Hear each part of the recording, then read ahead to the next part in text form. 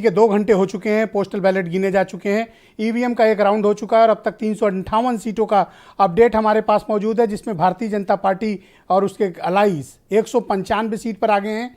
Samajwadi party का गठबंधन 142 सीटों पर आगे है। बहुजन समाज पार्टी 11 सीटों पर आगे है।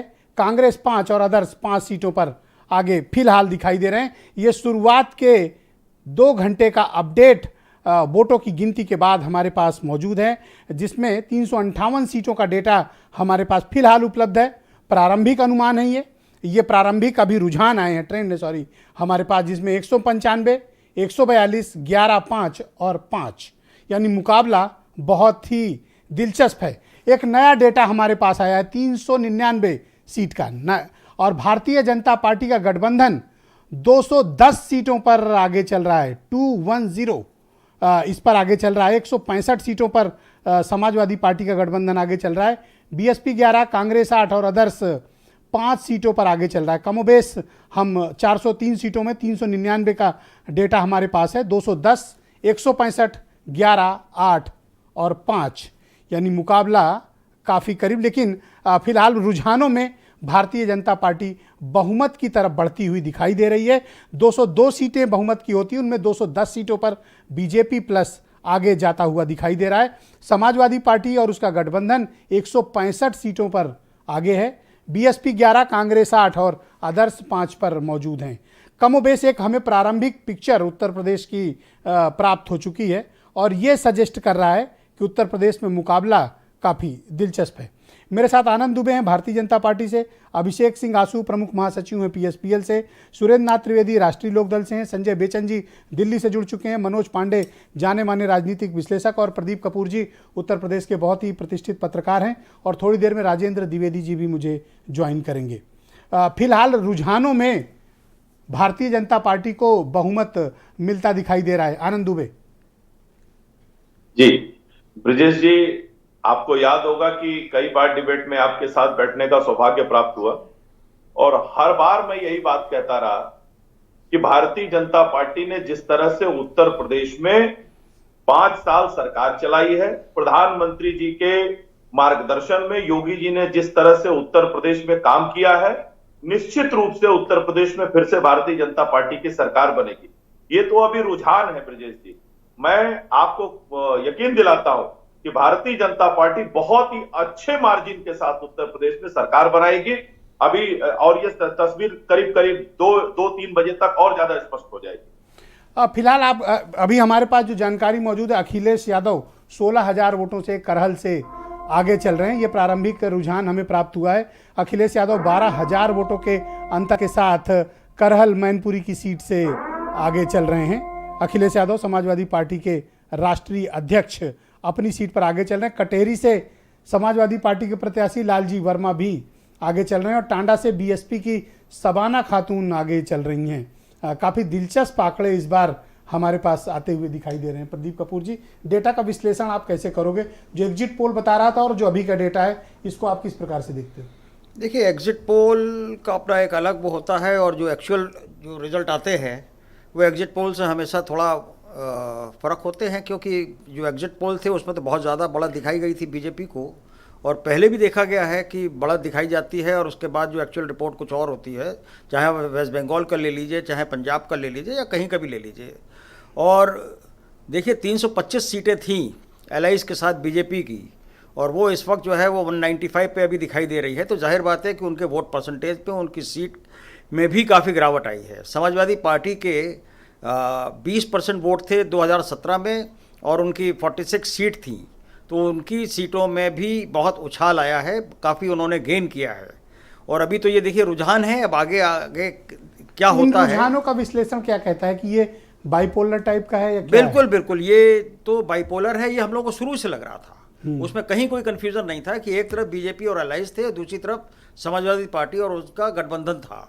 और जिस तरीके से अखिलेश यादव ने जातियों को, समूह को जोड़ के, छोटे दलों को जोड़ के और एक रेनबो कोल्यूशन बनाया था, उसका फ़ायदा उनको, मतलब जो उनकी सीटें बढ़ती हुई दिख रही हैं, जो वोट परसेंटेज बढ़ा है, तो इन्हीं दोनों के बीच में जो है वो एक कन्फ्रंटेशन दिखाई दिया है। बाकी जो बीएसपी और कांग्रेस तो बहुत ही, जिसे कहना चाहिए कि साइड प्लेयर ही रह गए। हाँ, ये अनुमान ही लगाया जा रहा था कि बीएसपी और कांग्रेस की पोजीशन लगभग ऐसी ही होगी। असल में क्या है कि इस बार प्रियंका गांधी ने एक एक्सपेरिमेंट किया था, महिलाओं को एम्पावरमेंट करने के लिए और उनकी सीटें रिजर्व करने के लिए किया था। और हमने कोरोना काल में भी देखा था जिस तरीके से कांग्रेस ने हेड ऑन लिया था योगी सरकार को, और हर इशू पे, चाहे वो रेप हो चाहे कुछ भी हो। तो लेकिन वो बात जो है वो जैसे कहना चाहिए संघर्ष उन्होंने किया था, मुझे लग रहा है उसका फ़ायदा जो है वो समाजवादी पार्टी और उसके गठबंधन को दिख रहा है। जो सरकार से कन्फ्रंटेशन का जो एक माहौल था उसका फ़ायदा समाजवादी पार्टी को मिल रहा है, और उनको नहीं मिल पाया क्योंकि उनके जो संगठन की जो नाकामियां हैं वो बहुत ज़्यादा हैं, कि मतलब वो जितना भी संघर्ष करें लेकिन वो वोट में तब्दील करने के लिए जो इंफ्रास्ट्रक्चर होना चाहिए पार्टी में वो नहीं। तो ये कंप्लीट जो डेटा दिख रहा है ये कंप्लीट बाइपोलर इलेक्शन का है? बिल्कुल बिल्कुल बिल्कुल बिल्कुल बाइपोलर है। बीएसपी या कांग्रेस या दूसरों के लिए ज्यादा संभावना बिल्कुल नहीं? कोई संभावना नहीं, मुझे तो नहीं लग रहा, क्योंकि हम लोग जो गांव-गांव में भी घूमते थे, लोगों से मिलते थे, या तो लोग बीजेपी की बात करते थे या समाजवादी पार्टी गठबंधन की बात करते थे। ऑलराइट, अभिषेक आसू जी, आप क्या इस डेटा के बाद आपको महसूस हो रहा है? आप लोग की पार्टी जिस प्रकार के दावे कर रही थी प्रारंभिक रुझान में, तो उस तरह के संकेत नहीं दिख रहे? ब्रजेश जी, हम 47 से 147 हमें आप दिखा रहे हैं, बीजेपी को 325 से आप 200 पे ले आए, तो रुझानों में भी हम जीत रहे हैं, आगे हैं एग्जिट पोल में। हाँ, रुझान जो आप अभी रुझान हाँ, दिखा रहे हैं, हाँ, मैं आपके रुझान आपके चैनल पे, आप खुद बताइए। I do agree with you. आप, हम 47 सीट थे, आप 147 आप ही दिखा रहे हो, और बीजेपी 325 से आप 200 दिखा रहे हो, तो हम आपके रुझान भी जो आ रहे हैं तो हम जीत की तरफ हम बढ़ रहे हैं। और भारतीय जनता पार्टी 325 से घट रही है, तो हम बढ़ रहे हैं रुझानों में, परिणामों में हम जीतेंगे, ये हमें भरोसा है उत्तर प्रदेश की जनता पर। नहीं, देखिए 2 घंटे से ज़्यादा का वक्त हो गया, ईवीएम खुले हुए और पोस्टल बैलेट भी गिने जा चुके हैं, एक ट्रेंड ऑलमोस्ट सेट हो चुका है।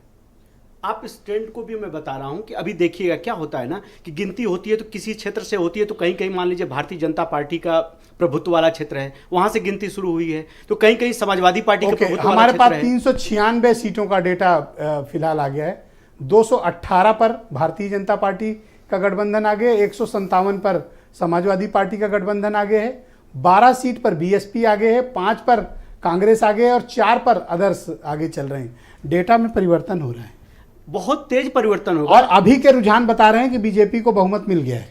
अभी के रुझान जब हम अभी 10:30 के आसपास का टाइम हो रहा है। लेकिन ब्रजेश जी, मुझे पूरा भरोसा है, मैं आपके साथ ही बैठूंगा 12 बजे तक, और मुझे भरोसा है कि जब 12 बजे उठ के मैं जाऊंगा तो आप मुझे बधाई दे के भेजोगे, ऐसा मुझे भरोसा है। 12 बजते बजते भारतीय जनता पार्टी का 12 बज जाएगा और समाजवादी पार्टी गठबंधन बहुमत की तरफ बढ़ेगा। सुरेंद्रनाथ त्रिवेदी जी, अभी का जो डेटा आया है 396 सीटों का, 218 पर बीजेपी आगे चल रही है, 157 पर आपका गठबंधन आगे है, 12 बीएसपी, 5 कांग्रेस और अदर्स। ये आपकी आशा के अनुरूप हैं? देखिए मिश्रा जी, अधिकांशतः देखा गया है कि अगर दौड़ का एक कंपटीशन हो तो जो धावक पहले तेजी से दौड़ता है बाद में पिछड़ जाता है। मुझे भी विश्वास है कि ऐसी ही दौड़ ये आज दिखाई पड़ेगी, और समाजवादी पार्टी और हमारा गठबंधन निश्चित रूप से आगे आएगा और सरकार बनाएगा, ऐसा पूरा विश्वास है।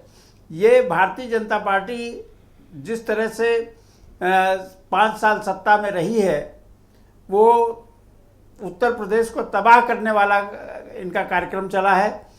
प्रत्येक तरफ से ये तबाही की तरफ ले गए हैं, प्रत्येक तरफ से ये बर्बादी की तरफ ले गए हैं। इन्होंने सिर्फ अगर किसानों को साल में 6,000 रुपये दे लिया तो 18,000 रुपये वसूलने का काम किया किसानों से, चाहे बिजली के बिल के माध्यम से, चाहे खाद की महंगाई के माध्यम से, चाहे महंगाई के माध्यम से, तो 18,000 वसूले हैं।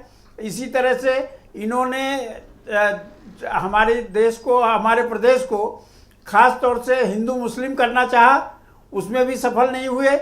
तो कुल मिलाकर के प्रदेश में अलगाववाद इन्होंने फैलाया, जातिवाद इन्होंने फैलाया। ये कहते अपने को जो है सबका साथ सबका विकास, लेकिन सबका साथ लिया, अपना विकास किया, यही इनका एक नारा रहा है, यही इनकी जो है जीत का। लेकिन प्रारंभिक जो रुझान अभी प्राप्त हो रहे हैं, इसमें आपको वो बढ़त नहीं मिलती दिख रही है जिसका दावा आप किया करते थे? नहीं, ये बात आपका कहना बिल्कुल सही प्रतीत हो रहा है, लेकिन हमने आपको बताया ना कि शुरुआत कभी जो ईवीएम खुलती है, कोई बीजेपी की क्षेत्र होता है, कोई राष्ट्रीय लोकदल का क्षेत्र है, कोई समाजवादी का क्षेत्र है, कोई कांग्रेस का क्षेत्र है।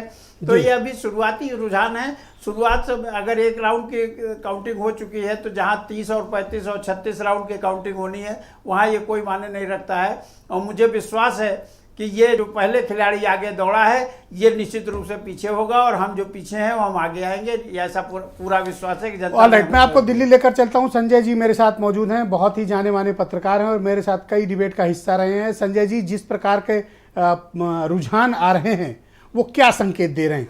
हमारे पास 396 का डेटा है, वो 396 का डेटा ये रिफ्लेक्ट करता है कि 218 यानी बहुमत पार कर चुकी बीजेपी, और समाजवादी पार्टी गठबंधन 157, बीएसपी 12, कांग्रेस 5 और अदर्श 4। संजय जी। ब्रजेश जी, आपको मैं थोड़ा पीछे ले चलूँगा। जब पहली बार मैं आपके चैनल पर आया था और आपको याद होगा मैंने कहा था ये बाईपोलर इलेक्शन है, प्रेसिडेंशियल फॉर्म में लड़ा जा रहा है। उस समय कोई भी चैनल ये बात नहीं कर रहा था, सिर्फ हम और आप ये बात कर रहे थे। और ये जो रुझान आप दिखा रहे हैं उससे बिल्कुल साफ हो गया है कि ये चुनाव बिल्कुल बाईपोलर थे, ये बिल्कुल बाईपोलर थे। लहर, हमने ये भी इस चैनल में कहा कि लहर जैसी कोई बात नहीं है, वो भी साफ दिख रहा है, क्योंकि लहर अगर होती तो परिणाम ऐसे नहीं दिखते। लहर या तो भाजपा के पक्ष में भी नहीं है, सपा के पक्ष में भी नहीं, यानी बदलाव की भी लहर नहीं थी, कोई लहर नहीं थी, कोई चुनाव जो है कोई टोन सेट करके एक खास पिच पर नहीं लड़ पाई कोई भी पार्टी। और उसके बाद मैं आपको बताता हूं, हम लोगों ने ये भी चर्चा करी थी कि अखिलेश यादव से कुछ रणनीतिक गलतियां हुई, राजनीतिक चूक हुआ है जी। ये आंकड़े शायद सपा के थोड़े और बढ़े हुए देखते, आप बढ़े हुए देखते, हो सकता है कि एकदम बिल्कुल एकदम आसपास के होते ही 30-40 के अंतर भी, 50 का अंतर भी नहीं दिखता आपको, लेकिन उनसे कुछ रणनीतिक चूक हुई और बीजेपी ने उनको थर्ड फेज के बाद उनको बहुत डेंट किया, नहीं तो वो क्लियर कट निकल रहे थे। मेरे ख्याल से वो सरकार बनाने की तरफ बढ़ रहे थे, लेकिन उनसे उनके सलाहकारों ने एक रणनीतिक गलती कराई। और वो रणनीतिक गलती ये थी कि उन्होंने जब दो फेज के चुनावों के बाद ये दावा किया कि वो 100 का आंकड़ा पार कर चुके हैं, और उसका मतलब ये था कि पहले, इसका मतलब मैं ये समझता हूं कि पहले 2 चुनावों में उस तरह से वोट कंसोलिडेशन नहीं हुआ जैसा अखिलेश और जैन सोच रहे थे, और आगे के फेज में कंसोलिडेशन के लिए उन्होंने मैसेज किया कि रुको, मुझे ही वोट दो, मैं जीत कर आ रहा हूं। और बीजेपी ने उनको ऑफ गार्ड पकड़ा, और उसके बाद देखिए बीजेपी ने पूरा अपना टोन सेट किया। पहले के 2 चरणों में जहां अखिलेश टोन सेट कर रहे थे, इशू सेट कर रहे थे, बीजेपी सेट करने लगी, अखिलेश उसका जवाब देने लगे। और ये तीसरे फेज से जो ये 40 सीटों का आप अंतर देख रहे हैं, वो तीसरे फेज के बाद निकली हैं। तो ये बहुत ही कांटे की टक्कर है, अभी शुरुआती रुझान है, कहना कुछ भी मुश्किल है, लेकिन मैं ये कहूंगा कि दोनों पार्टियां बहुत अच्छे से लड़ रही हैं। और एक बात मैं और कहूंगा, मैंने कहा था कि देखिए बसपा को आप बिल्कुल दरकिनार मत करिए, वो बसपा 11 सीटों पर आगे दिख रही है, कितनी सीटों पर उसने सपा को डेंट किया है ये भी आप देखिएगा, ये कम से कम 30 सीटें हाँ, ये डेटा का जब विश्लेषण होगा बिल्कुल। और जी, और एक बात और कहूंगा कि इस पूरे चुनाव में जो मैं क्लियर कट विक्ट्री देखता हूं विजेता, वो मैं देखता हूं प्रियंका गांधी को।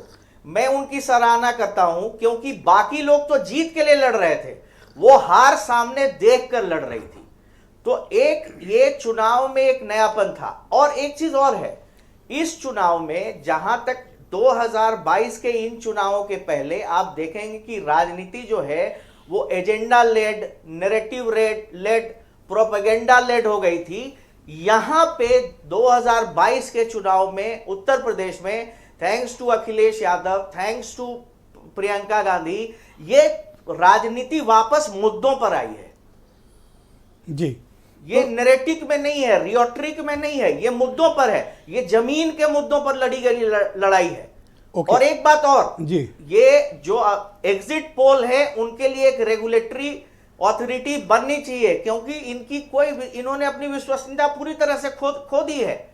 कहां कितने आंकड़े दिखाए जा रहे हैं, और देखिए अंतर देखिए, 38-40 सीटों का अंतर है, एक तरफा चुनाव तो बिल्कुल नहीं है। हाँ, जिस तरह से भाजपा जीत जाए, हो एग्जिट सकता पोल है, दिखाए गए अभी थे, एग्जिट पोल के हिसाब से तो चीजें नहीं रिफ्लेक्ट, अभी तरफा- 2-2.5 एक घंटे बीत चुके हैं। एक तरफा तो बिल्कुल नहीं है। हाँ, 2.5 घंटे बीत चुके हैं काउंटिंग के, तरफा अब तो तक तो बिल्कुल चीजें नहीं वो स्पष्ट नहीं हुई हैं। जी, मनोज पांडे जी एक मेरे तरफा साथ मौजूद बिल्कुल हैं, नहीं है, एक बहुत ही तरफा जाने बिल्कुल माने नहीं पॉलिटिकल एनालिस्ट हैं। मनोज पांडे जी, जो डेटा आया हुआ है उसका आप किस तरह से राजनीतिक विश्लेषण उत्तर प्रदेश के परिप्रेक्ष्य में करना चाहेंगे? देखिए, उत्तर प्रदेश के परिप्रेक्ष्य में अगर डेटा को एनालाइज करें आप, तो कांग्रेस सबसे अधिक फायदे में रही। कांग्रेस 403 सीटों पर लड़ी और कांग्रेस का संगठन तो नहीं बना, लेकिन 403 सीटों तक संदेश गया। तो अगले जो 2024 का चुनाव है, यहाँ तो बाइपोलर इलेक्शन होगा, ये अभी दिख रहा है और उस पर मैं आगे बात करूँगा। पहले हम लोग नीचे से बात कर लें। और दूसरा जो सबसे बड़ा, जो बार बार बात आती थी कि बीएसपी का वोट घटेगा, बीएसपी का वोट घटा। और दूसरी जो सबसे बड़ी बात थी, पुरानी पेंशन बहाली को लेकर के आप देखिए तो कर्मचारियों में भी कहीं न कहीं सरकार से नाराजगी थी। तो समाजवादी पार्टी 47 से, अब आपके ही चैनल पर भी देख रहा हूं मैं, 382 में 162 तक। अभी कुछ कहना बहुत जल्दीबाजी होगी, लेकिन कांग्रेस को पर एक फायदा कमोबेश हुआ। एक देखिए, एक क्या है कि एक धुंधली पिक्चर दिखने लगती है 2-2.5 घंटे में। मेरा जो अपना अनुभव है जी, जी, पुराना, जी। वो ये बताता है कि 2-2.5 घंटे में एक तस्वीर आपके समक्ष आने लगती है। हाँ, नहीं, तस्वीर समक्ष आ गई। भारतीय जनता पार्टी बड़ी पार्टी के रूप में उभर रही है, ये दिख रहा है अभी। लेकिन अभी शुरुआती आंकड़े हैं, अभी 12 बजे तक कुछ थोड़ा बहुत क्लियर हो जाएगा। हाँ, ये जरूर है कि ये जो पूरा चुनाव है वो बाइपोलर है, नेक टू नेक फाइट है। और ये सही बात है कि तीसरे चरण के बाद से चुनाव में भारतीय जनता पार्टी ने अपनी रणनीति बदली और अखिलेश जी ऑफेंसिव मोड की जगह डिफेंसिव मोड में आ गए। और उन चीज़ों का, एक तो रणनीति कुछ चीज़ों में भूल हुई उनसे, कई कई सीटों के बंटवारे में भूल हुई। दूसरा कि वो जो चुनाव था तीसरे चरण के बाद से भारतीय जनता पार्टी के वो पिच पर खेलने लगे, जहां भारतीय जनता पार्टी उनके पिच पर खेल रही थी, वहां वो भारतीय अच्छा, जनता मैं आप पार्टी लोग को बताना चाहता हूं कि अब तक ईवीएम में 2 राउंड की मतगणना हो चुकी है, यानी बैलेट गिना जा चुका है और प्लस ईवीएम के 2 राउंड हो चुके हैं, 2 चक्र हो चुके हैं। कितने राउंड होते हैं टोटल? 14 कहीं 14 राउंड 14 राउंड 14 हो गए, 14 हो गए, कहीं कहीं 15 हो गए। 14, कहीं 15, और अगर बड़ी सीट है तो 16 जैसे साहिबाबाद वगैरह तो 16 या 17 भी हो बहुत जाते कुछ- हैं। बहुत कुछ एक खेला जगह होने मुझे वाला याद है 18 राउंड होना अभी बाकी है। लेकिन कमोबेश 10%, 5% ही बदलाव होता है, वरना डेटा इतने रहे। राजेंद्र द्विवेदी जी मेरे साथ मौजूद हैं, बहुत ही वरिष्ठ पत्रकार हैं उत्तर प्रदेश के और डेटा विश्लेषण के बहुत एक्सपर्ट पत्रकार हैं। भाई राजेंद्र जी, जो डेटा आ रहा है उसका विश्लेषण करिए जरा दर्शकों के लिए। ब्रजेश जी, सीधा मामला है जो पहले से दिखाई दे रहा था कि बाइपोलर है, 1-to-1 लड़ाई है, दिखाई दे रही थी। और अभी तो रिजल्ट का ट्रेंड जो जिस हिसाब से घट बढ़ रहा है, बल्कि वो उसी पर कांस्टेंट होता जा रहा है। वो अभी जब स्थिति क्लियर हो तो, लेकिन जो एक उम्मीद की जा रही थी कि लड़ाई सीधे 2 दलों में, 2 पार्टियों में है, सीधे 1-to-1, वही रिजल्ट पे कर रहा है। लेकिन जो जिस तरीके से एग्जिट पोल दिखाई दे रहे थे, उस तरीके से तो वही रिजल्ट फिलहाल नहीं दिखाई दे रहा है जो अभी जो ट्रेंड आ रहा है। अब कंप्लीट स्थिति बन जाए, अभी तो आप बता रहे हैं कि 2 ही राउंड गिनती हुई है। हाँ, अभी 2 राउंड की हुई है, एक बैलेट की हुई है और हाँ, तो अभी 2 राउंड 12, ईवीएम की हो 15, चुकी है। 17, कुछ जगह तो 18, 19 तक जाते हैं। जी। तो ऐसी स्थिति में अब लास्ट में क्या बनता है, लेकिन निश्चित रूप से समाजवादी पार्टी जो उम्मीद की जा रही थी उसी हिसाब से सीधे फाइट। अगर हम इस वक्त अभी 10:30 है ना, अगर हम 10:30 पर ये आकलन करें कि एग्जिट पोल जो संकेत दे रहे थे और जो 2.5 घंटे की काउंटिंग के बाद का डेटा है, दोनों में मैच नहीं है। निश्चित रूप से जब शुरुआती में हुआ था तो आप जैसे हम देख रहे थे आपका कि जब एग्जिट शुरू हुआ था, बैलेट पेपर शुरू हुआ था तो काफ़ी डिस्टेंस था। फिर जैसे जैसे फर्स्ट राउंड हुआ काफ़ी नेक टू नेक हुआ, फिर सेकंड राउंड में हो गया। अब 3rd, 4th, 5th, 6th, 7th round में क्या स्थिति बनती जाती है, क्योंकि फाइनल फिगर आते आते बहुत स्थिति बदल जाती है। कई राज्यों के आपने देखे होंगे कि चुनाव परिणाम अंतिम समय आते आते एकदम जो फिगर पलट जाता था, चाहे वेस्ट बंगाल का रहा हो, चाहे बिहार का रहा हो। बिहार में स्थिति ऐसी बन गई थी कि रिजल्ट शुरू दिखाया, लास्ट में पता चला जो है बीजेपी और गठबंधन जो है आगे बढ़ के जीत गया। शुरुआती दौर में वहाँ भी जो है तेजस्वी यादव बहुत तेजी से आगे थे। तो अभी स्थिति जब तक चूंकि मान लीजिए अभी राउंड के अच्छा, हिसाब से कितने तो बजे तक थोड़ा सा तस्वीर और क्लियर होगी, आपका क्या एक्सपीरियंस कहता है? नहीं, अभी राउंड का मान लीजिए तो अभी तो 10% भी राउंड नहीं हुआ। अगर 15-17 राउंड अभी की 2 बात राउंड करें। हुए हैं। हाँ, तो 2 राउंड हुए, तो भी इसका मतलब काउंटिंग का 10% भी नहीं हुआ, जो जिस हिसाब से है। तो अभी तो काउंटिंग का 90% बाकी है, तो उसमें क्या स्थिति बनेगी। हाँ, लेकिन संजय फिलहाल- जी कुछ कहना चाहते हैं। हाँ संजय जी बोलिए। ब्रजेश जी, आंकड़ों के बारे में मैं एक बहुत दिलचस्प बात आपको बताऊंगा कि ये जो उत्तर प्रदेश की 403 सीटें हैं, इसमें 200 सीटें ऐसी हैं जिसमें भाजपा की जीत का अंतर बाकी पार्टियों से 15,000 प्लस पर है, और 25 सीटें ऐसी हैं जिन पे वो 15,000 के नीचे आई हैं। तो कुल मिला के 225 सीटें ऐसी हैं जिस पर भाजपा बहुत मजबूत है। अभी वो 225 का आंकड़ा मुझे नहीं दिख रहा है। अब आप सपा की तरफ आइए, तो सपा की कुल जो सीटें हैं वो 73 से 80 के बीच सीटें ऐसी हैं जहां पर वो बहुत मजबूत हैं। बाकियों पे तो उस तरह से देखिए आप, तो बीजेपी नीचे आई है और सपा ने डबल छलांग ली है। आंकड़ों की बात कर रहा हूं मैं किसी दल की बात नहीं कर रहा हूं, ये आंकड़ों की बात कर रहा हूं। पिछली बार 47 सीटें ऐसी थी जिसमें जीत का अंतर 5,000 से कम था, और उन 47 सीटों पे 27 के करीब आसपास आधी बीजेपी जीती थी और 13 सपा जीती थी, 15 पे नंबर 2 पे आई थी। तो बड़ा इंटरेस्टिंग था वो मुकाबला। तो आप अगर देखें तो बीजेपी अभी सिर्फ अपना गढ़ ही बचा पाई है, उससे आगे नहीं निकल पा रही है। जिसकी जो ये बात कही जा रही थी कि हमको एकदम क्लीन स्वीप है, वो स्वीप नहीं दिख रहा है, क्योंकि 225 सीटें तो इनकी हैं। इनकी 225 सीटों पर ये बहुत मजबूत है। ओके, और जिसमें 200 सीटें ऐसी हैं जिसमें ओके, आनंद दुबे, हाँ, इस जीत का डेटा को अंतर आप कैसे 15,000 के विश्लेषण ऊपर करोगे? है। संजय जी ने जो डेटा रखा और जो अभी पुराना भी आपका ट्रैक रिकॉर्ड रखा पार्टियों का, आपकी क्या इस पर टेक है? ब्रजेश जी, मैं आपके चैनल को भी देख रहा हूं और बाकी जो अन्य चीजें हैं उनको भी, लेकिन जो इलेक्शन कमीशन का डेटा मेरे पास है अभी, उसमें बीजेपी अपने सहयोगियों के साथ अब तक 195 सीटों पर आगे चल रही है। इलेक्शन कमीशन के डेटा की मैं 205 सीटों पर आपको आगे दिखा रहा हूं। जी। और समाजवादी पार्टी जो है अपने गठबंधन के साथ सिर्फ 95 सीट पर आगे, यानी 100 सीट का अंतर। अच्छा, एक डेटा और बदला है अभी, एक सेकंड रुकिएगा। अब हमारे पास 393 सीट्स का डेटा है, उसमें बीजेपी 217 सीटों पर आगे है, समाजवादी पार्टी का गठबंधन 158, बीएसपी 10 सीट पर आगे चल रही है, कांग्रेस 5 पर और अदर्स 3 पर। ये हमारे पास 393 का डेटा है। 217, 158, 10, 5, 3। आनंद दुबे जी, गो अहेड। जी, तो ब्रजेश जी, अभी आप देखिएगा, मैं समाजवादी पार्टी के प्रवक्ता को सुन रहा था, उन्होंने कहा था कि 12 बजे तक वो आपके साथ रहेंगे। सौभाग्य से ब्रजेश जी 12 बजे तक मैं भी आपके साथ रहूंगा। करेक्ट है।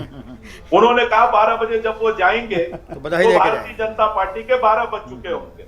हाँ। चलिए, अब 12 बजे रवानगी जब होगी हमारी उनकी, तो देखना ये होगा कि 12 किसके बजे होते हैं। लेकिन कुल मिलाकर मैं ये जरूर कहूंगा कि जिस तरह से ये ट्रेंड्स आ रहे हैं, उस तरह से भारतीय जनता पार्टी फिर से 300 के पास रहेगी। Okay, all right. Pradeep ji, आपको क्या लगता है जो अभी का डेटा है, इस डेटा का विश्लेषण इस प्रकार से भी किया जाए कि जिस प्रकार की बढ़त एक्सपेक्ट की थी अपोजिशन ने, वो उनको डेटा में दिख नहीं रही? नहीं, सही कह रहे हैं कि जिस तरीके से विपक्ष एग्जिट पोल को हम किनारे चलिए, वो छोड़िए, लेकिन विपक्ष का जो दावा था, जो बातचीत थी, हाँ। वो उस तरह से नहीं हुआ। मुझे लगता है बीजेपी को जो फायदा हुआ है वो एक लाभार्थी, एक बहुत बड़ा सेगमेंट था जिसके ऊपर बीजेपी जो है वो बैंक कर रही थी, और उनको उन लाभार्थियों का भी जो है फ़ायदा मिला है, क्योंकि उसको एक ऐसा सेगमेंट है जिसको कि एसेस कर पाना मुश्किल था। लेकिन जहाँ जहाँ हम लोग जा रहे थे, मिल रहे थे, सब लोग इस बात की चर्चा ज़रूर करते थे कि भाई उनके घर में राशन आ रहा है, पानी आ रहा है, तमाम चीज़ें हैं। तो बीजेपी का फ़ायदा जो भी कोई है, तमाम कमियों के बावजूद एक लाभार्थी सेगमेंट जिसमें बैंक कर रही थी, वो उसने लगता है सपोर्ट किया है। और विपक्ष का जो दावा था, जिस तरह का माहौल था, कि बीजेपी बिल्कुल साफ हो जाएगी, वाइप आउट हो जाएगी, उस तरह का नहीं हुआ है। दूसरा ये कि मुझे लगता है कि जो अखिलेश यादव जी ने जातियों का जो एक समूह बना के जो एक एक्सपेरिमेंट किया है वो शायद उतना सक्सेसफुल नहीं हुआ जितना कि बीजेपी ने जो अपना एक जो 2017 में जो उन्होंने किया था कि नॉन जाटव और नॉन इनको यादव लोगों को जोड़ने की कोशिश की थी, उसको अखिलेश यादव का जो एक्सपेरिमेंट था वो तोड़ नहीं पाया है। लेकिन आप ये देखिए, अब जैसे नकुल से आ रहा धर्म सिंह सैनी, अभी बीजेपी छोड़कर समाजवादी पार्टी में गए, 18,000 वोट से आगे चल रहे हैं। पश्चिम से बीजेपी समाजवादी पार्टी के लिए अच्छे संकेत हैं। ब्रजेश जी, पश्चिम से लेकर पूरब तक, गाजियाबाद से लेकर गाजीपुर तक 12 बजने दीजिए, जो मैंने कहा है उस पर मैं कायम हूँ। अब भारतीय जनता पार्टी के प्रवक्ता महोदय अपनी हार में भी जीत देख रहे हैं, खुश हो रहे हैं, ये मेरे समझ से बाहर हो रहा है। कैसे हार, कैसे? अभी तो अरे उनको आप बहुमत देखिए है। ना, आप देखिए ना, 325 से 250 पे आ गए, 200 पे आ गए आपके ट्रेंड में ही। तो एक तरह से हार रहे हैं ना। और मैं एक छोटी सी बात, अगर 1 मिनट समय दे दे तो मैं बता दूं। प्लीज। देखिए ब्रजेश जी, भारतीय जनता, हम तो सहारनपुर से विपक्ष संजय में गर्ग आगे हैं, सहारनपुर देहात से सपा के आसू मलिक आगे हैं, नकुल से धर्म सिंह सैनी समाजवादी पार्टी के आगे हम आगे हर जगह से रहेंगे। हमने कहा ना, गाजीपुर से लेकर गाजियाबाद तक हम आपको आगे मिलेंगे। ब्रजेश जी, हम तो विपक्ष में हैं, हम तो चाहते हैं कि भारतीय जनता पार्टी की सरकार हटे, लेकिन मैं दावे के साथ कह रहा हूं कि भारतीय जनता पार्टी के लोग भी चाहते हैं कि भारतीय जनता पार्टी की सरकार हटे, और विशेषकर मुख्यमंत्री जी से बहुत लोग नाराज हैं। ये जो प्रवक्ता महोदय, हमें भी लग रहा है ये भी उसी श्रेणी के हैं। आप देखिए, दिल्ली के लोग जो है ना, जो बीजेपी में दिल्ली के जो लोग हैं, वो सवेरे तो मजबूत करते हैं यहाँ उत्तर प्रदेश के मुख्यमंत्री जी थ्योरी को। लाते हैं। अरे देखिए ना ब्रजेश जी, मैं सही बता रहा हूँ, दिल्ली के जो लोग हैं, आ रहा हूँ, एक सेकंड आनंद जी रुकिएगा, सुन लीजिए, जो भारतीय जनता पार्टी आ रहा हूँ, के आपके दिल्ली पास ही के, आता हूँ। आनंद जी प्लीज वेट, आनंद जी आप ही के पास आऊँ। जो दिल्ली के बड़े नेता भारतीय जनता पार्टी के हैं, सुबह सुबह तो उत्तर प्रदेश के मुख्यमंत्री जी को मजबूत करते हैं और शाम को हिला करके देख लेते हैं कहीं मजबूत तो नहीं हो गया। शाम को रोज जड़ में उनके मट्ठा डालने का काम करते हैं। हाँ आनंद जी कुछ कह रहे थे। मैं सही कह रहा हूँ, ओके, ये एक बीजेपी सेकंड। के लोग खुश हो रहे हैं, एक काम- ये एक भारतीय काम- जनता उनसे ले पार्टी लेते के हैं लोग रिएक्शन। ज्यादा खुश हैं, ये ज्यादा चाहते हैं कि BJP okay, all right, Anand ji go ahead, Anand ji go ahead. देखिए ब्रजेश जी, समाजवादी पार्टी का कोई भी प्रवक्ता आज कुछ भी बोल सकता है, उसको पूरी छूट है। होली भी आने वाली है और जीत का नशा जो है वो पहले ही इनके ऊपर इतना चढ़ गया था कि वो धीरे धीरे हारने के बाद भी कायम रहेगा। तो ये कुछ भी बोल सकते हैं, ये अपने हिसाब से 50 तरह की स्टोरी भी गढ़ सकते हैं, लेकिन मैं एक ही चीज कहूंगा कि जनता इनको पहले से कह रही थी कि आप कहीं भी न उनके नजर में है, न उनके मन में है, न उनके दिल में है। आप सिर्फ और सिर्फ सड़कों पर हैं और जातीय उन्माद से उपजी हुई एक भीड़ लेकर आगे बढ़ रहे हैं। जनता इस चीज को देख रही थी और जनता ने अपना फैसला सुना दिया है। अब इंतजार कर लीजिए शाम तक। हाँ, एक अनुरोध जरूर है, ईवीएम पर चुनाव आयोग का रोना मत रोइएगा चुनाव हारने के बाद, क्योंकि मुझे पता है कि इसके अलावा आपके पास कोई बहाना नहीं था। देखिए, भारतीय जनता पार्टी सही में तो नशे में ये लोग हैं, ये समझ नहीं पा रहे। पूरी की पूरी जनता इनके खिलाफ है, कर्मचारी इनके खिलाफ हैं, बीजेपी के नेता वर्कर बीजेपी के खिलाफ है, सारे अगर इनके सब खिलाफ इनके हैं, खिलाफ जीतेंगे है तो कैसे ये- हम समझ नहीं पा रहे। अगर सब इनके और खिलाफ है सत्ता तो के डेटा नशे में दिख तो क्यों ये नहीं रहा चूर है? हैं। सत्ता के नशे में तो ये लोग चूर हैं। और अभी होली की भी बात कर रहे हैं, बताइए अभी से अच्छा चलिए, संजय जी कुछ मेंशन कर रहे हैं दिल्ली से। निश्चित रूप से संजय जी बोलिए, ये संजय जी हार बोलिए, जाएंगे अभी। संजय जी बोलिए। ब्रजेश जी, मैं ये कहना चाहता हूं कि भाजपा ने अपना कोर वोट बैंक बचा लिया है। ये आप एक बहुत बड़ा मैसेज है जिस पर हमें बात करनी चाहिए। भाजपा ने अपना कोर वोट बैंक बचा लिया है। दूसरी बात जो प्रदीप जी कह रहे थे वो हम लोग पहले भी चर्चा कर चुके हैं कि लाभार्थी जो एक वर्ग है वो भाजपा के पक्ष में है, और जो सुरक्षा का माहौल है, आप हाथरस की बात करके जो सुरक्षा का माहौल योगी ने मुहैया कराया है उसको आप स्टंप नहीं कर सकते। तो आप समझिए कि इस चुनाव में प्रो इनकम्बेंसी का भी एक फैक्टर था, और जो बीजेपी का कोर इशू है उस पर जिस तरह से यह सरकार टिकी रही, उसका फायदा उसका कोर वोट बैंक जो है वो इंटैक्ट है। अखिलेश उसमें डेंट नहीं लगा पाए। उन्होंने अपना आधार बढ़ाया है, लेकिन देखिए पहले भी एक बार हम लोग बात कर चुके हैं, अखिलेश जी जो हैं वो मोर ऑन रियोट्रिक थे, वो आभासीय मंडल में ज्यादा थे। उन्होंने जो जमीन पर जातिगत संरचना बनाई वो बाद के तीसरे फेज के बाद वो उससे बिल्कुल कट गए और उनका पूरा ध्यान जो है वो पोलराइजेशन पर गया। और उन्होंने, आप मानिए या ना मानिए, उन्होंने पोस्चरिंग के जरिए अल्पसंख्यक और अपना जो उनकी खास जाति का वोट बैंक है उसको पोलराइज करने की कोशिश की और यही वो मात खा गए। वो पोलराइज कर नहीं पाए। बीजेपी ने बहुत मजबूती के साथ अपना कोर वोट बैंक जो है उसको इंटैक्ट रखा है। नुकसान किस बात का हुआ बीजेपी का, जो ये विधायकों को इन्होंने अपनी सत्ता शैली से जो राजनीतिक प्रक्रिया से काटा।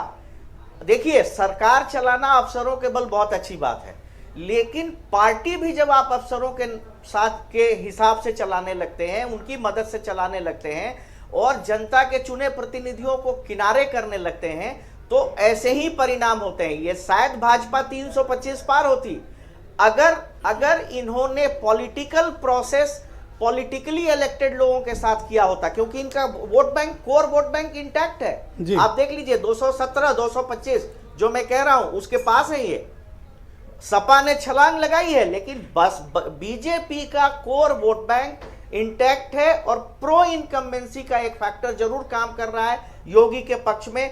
और जिस तरह से बीजेपी ने जो ये एस्पिरेशनल क्लास है, खासकर महिलाओं को, आप देखिएगा तीसरे फेज के बाद प्रधानमंत्री नरेंद्र मोदी लगातार सिर्फ महिलाओं की बात करते रहे और उसका लाभ मुझे मिलता हुआ दिख रहा है। Okay, all right. सुरेंद्र नाथ त्रिवेदी जी, आपका क्या मत है इस दृष्टिकोण में जो डेटा फिलहाल आ रहे हैं? हालांकि पश्चिम में आपकी का गठबंधन बेहतर प्रदर्शन कर रहे हैं।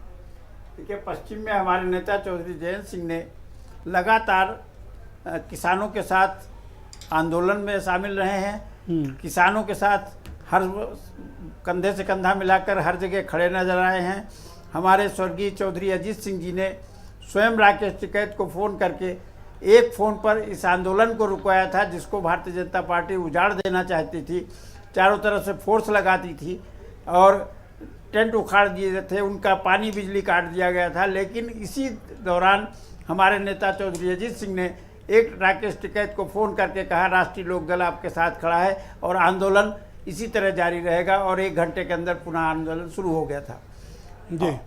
और हमारे नेता चौधरी जयंत सिंह जी पूरी तरह से किसानों के प्रति समर्पित हैं, जनता के प्रति समर्पित हैं, प्रदेश के ज्वलंत मुद्दों के साथ समर्पित रहे हैं और निश्चित रूप से उत्तर प्रदेश में पर जो अभी डेटा आ रहा है और जो अभी रुझान आ रहे हैं जी, ये आपके दावों को बहुत पुष्टि नहीं कर रहे हैं। नहीं, ये बात सही है, लेकिन अभी बहुत कुछ बचा हुआ है। अभी तो शुरुआत है 2 राउंड की। ओके, राजेंद्र द्विवेदी जी, अभी क्या बचा हुआ है? देखिए ब्रजेश जी, मैं एक बात बताऊं जो मुझे लग रहा है, मैं अगर इस ट्रेंड के करें कि जो बीजेपी और समाजवादी पार्टी का है उस आधार पर अगर हम विश्लेषण करें इसी रिजल्ट के आधार पर, तो 2-3 चीज़ें लगती हैं कि एक तो 2 फ्रंट थे, एक सरकार बचाओ और एक सरकार बनाओ।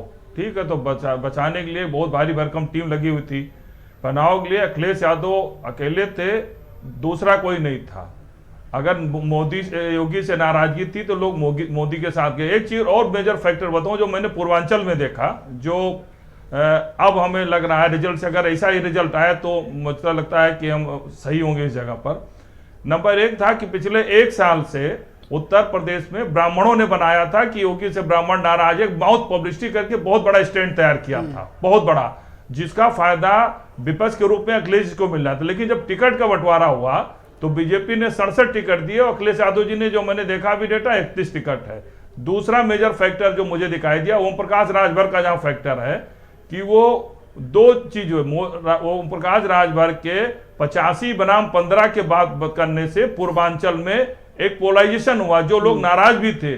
और तीसरा ये हुआ मेजर फैक्टर जो मऊ के आसपास 4-5 जिलों में था, जो जबरदस्त नाराजगी थी सरकार के खिलाफ। जब इन्होंने अंसारी बंधुओं को एकदम कंधे पर उठा लिया तो लोगों को लगा कि अखिलेश जी सीधे मदद नहीं कर रहे, इनके थ्रू कर रहे हैं। तो मुझे लगता है कि अगर ऐसा रिजल्ट आता तो कहीं नहीं कहीं राजभर इनको फायदा के बजाय इनको पूर्वांचल में डैमेज किए, नुकसान की स्थिति पहुंचा गई है। 3 मेजर फैक्टर मुझे लग रहा है। जो आप स्टेटमेंट बता रहे हो ये स्वामी प्रसाद का है? नहीं,